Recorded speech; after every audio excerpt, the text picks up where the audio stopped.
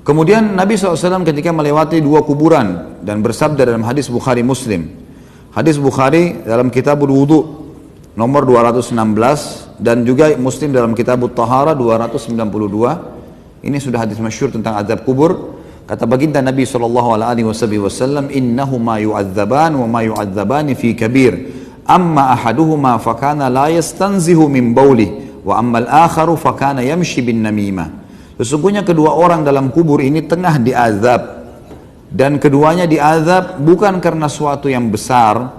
Dalam riwayat yang dikatakan tapi sebenarnya dia adalah besar. Maksudnya tidak dianggap besar oleh sebagian orang, tapi dia masuk dalam dosa besar di hukum Allah. Apa itu? Dikatakan seseorang di antara mereka dari keduanya dikarenakan tidak mensucikan diri dari buang air kecil, sedangkan yang lain karena menyebarkan adu domba atau an-namimah. Saksi bahasan kita tidak membersihkan diri dari buang air kecil. Kata ulama hadis, masuk hukuman yang berat bagi orang yang sama sekali tidak cebok kalau kencing, atau orang yang sengaja terburu-buru menyelesaikan sehingga dia tidak membersihkan maksimal. Dua-duanya masuk dalam ancaman ini. Dikatakan hanya saja, kata Imam Adz-Dzahabi rahimahullah, kebanyakan jalan periwayatan yang tercantum dalam Sahih Bukhari dan Sahih Muslim menyebutkan fakana la yastatiru min bauli, karena dia tidak menjaga diri dari kencingnya. Jadi ada riwayat yang mengatakan dia tidak mensucikan diri, ada riwayat yang lain yang lebih banyak jalurnya mengatakan dia tidak menjaga diri dari kencingnya. Artinya dia tidak peduli, mau ada tetesan sisa, mau enggak, mau cebok, mau enggak penting buat dia, seperti itulah. Ya seperti sebagian orang, semoga Allah kasih hidayah, di pinggir jalan kadang-kadang itu kan main mampir sembarang. Alhamdulillah sekarang SPBU ada toiletnya, masjid juga banyak gitu kan, bisa mampir. Sekarang juga minimarket banyak gitu. Kadang-kadang saya kalau butuh kamar kecil saya mampir di minimarket dan pamit, dikasih izin silahkan, nggak ada masalah gitu kan. Jadi bisa sebenarnya, kita tidak perlu buang sembarangan ya, kotoran-kotoran najis ini di got kah, di pinggir jalan, disaksikan orang, tidak cebok, dan ini bahaya bersesuaian dengan hukum syar'i, ada konsekuensi azab.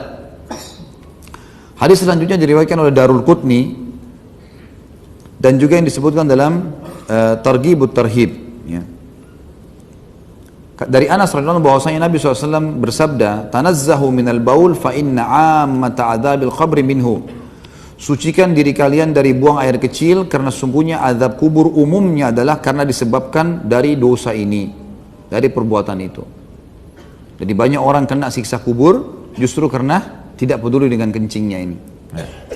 Makanya kita dianjurkan betul-betul peduli dengan masalah-masalah. Kalau kencing saja kata ulama difokus seperti ini, maka kalau datang peringatan pada hal yang kecil, berarti hal yang besar masuk di dalamnya. Gitu kan? Seperti misalnya kencing ditegur nih, berarti buang air kecil, buang air besar lebih masuk di dalamnya, gitu kan? Lebih masuk di dalamnya. Sama dengan mandi junub, disuruh mandi, berarti apapun sub bahasan dari mandi itu, cuci rambut kah, cuci tangan kah, cuci punggung kah, semua masuk dalam kalimat mandi itu. Kemudian orang yang tidak membersihkan bekas air kencingnya dari badan dan pakaiannya, maka sholatnya tidaklah diterima. Kata Imam Adz-Dzahabi rahimahullah tentang masalah harusnya kita membersihkan diri dari masalah najis ini.